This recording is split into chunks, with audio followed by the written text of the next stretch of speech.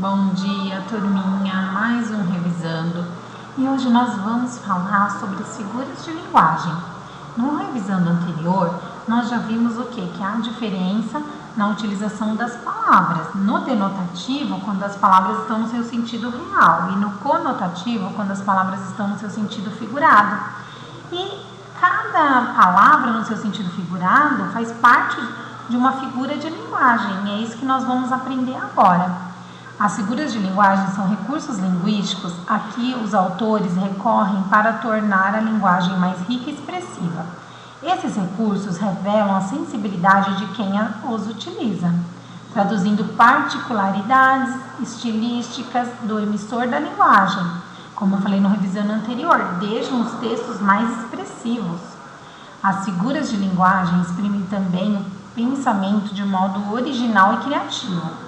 Exploram o sentido não literal das palavras, realçam sonoridade de vocábulos e frases, e até mesmo organizam orações afastando-a de algum modo de uma estrutura gramatical padrão. Então, muitas vezes as frases elas saem do modo padrão porque são figuras de linguagem, a fim de dar destaque a algum dos seus elementos. A figura de linguagem costuma ser classificada em figuras de som, figuras de construção e figuras de palavras ou semânticas. Quais são as principais figuras de linguagem que nós utilizamos muito no nosso dia a dia e vocês nem percebem? A metáfora, que é a palavra com significado diferente do habitual, com base numa relação de similaridade entre o sentido próprio e o sentido figurado. Então, é uma comparação, muitas vezes, que nós fazemos, é a metáfora. Metonímia, a palavra que usualmente significa uma coisa para ser utilizada com outro sentido.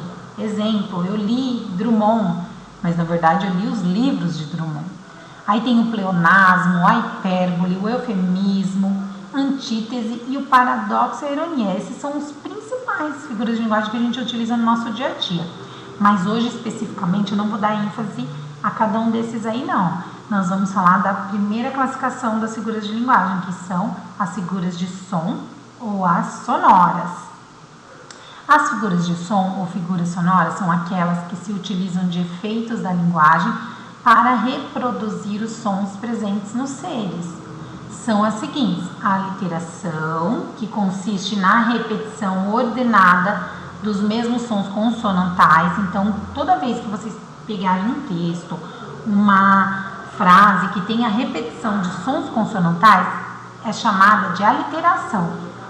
Por exemplo, boi bem bravo bate baixo, bota baba, boi berrando, dança doido, dá de duro, dá de dentro, dá direito. Quem escreveu foi Guimarães Rosa, em alguma produção dele poética. E ele fez o que? Ele utilizou várias vezes a letra B e depois a letra D. Então, nós temos aí a aliteração. Já a sonância consiste na repetição ordenada de sons vocálicos, tá? Então, a aliteração, sons consonantais. A sonância, sons vocálicos. Por exemplo, o que o vago e incógnito desejo de ser eu mesmo, de meu ser, me deu. Então, aí, várias vezes ele utiliza a vogal E, muito repetida a vogal E, o Fernando Pessoa. Então, nós temos aí a assonância, sons vocálicos.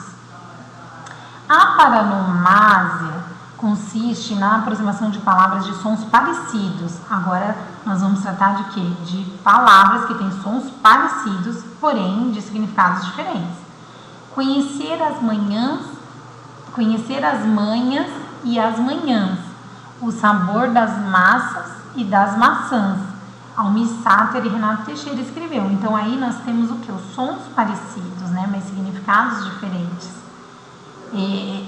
Temos também a onomatopeia, que consiste na criação de uma palavra para imitar sons e ruídos. Esse daí que eu acredito que vocês todos já conhecem. É uma figura que procura imitar os ruídos e não apenas sugeri-los, né? Então, eles imitam os ruídos. Chega de blá, blá, blá, né? Ou então, imita também os sons dos animais, o ruído da porta se abrindo, fechando, a água batendo, né? É importante vocês perceberem que essas figuras de sons, né, ou figuras sonoras, elas são usadas propositalmente. O autor, ele utiliza de maneira proposital. Então, cada uma tem seu nome, cada uma tem uma forma de ser utilizada, e o autor, o escritor, ele vai ter a intenção de utilizá-la para deixar o texto mais expressivo. É importante destacar que a existência de uma figura de linguagem não exclui outras. No mesmo texto você pode encontrar todas essas figuras de linguagem, certo? Então essa é a nossa primeira aula sobre figuras de linguagem. Os próximos revisando vamos continuar. Beijinho e até o próximo!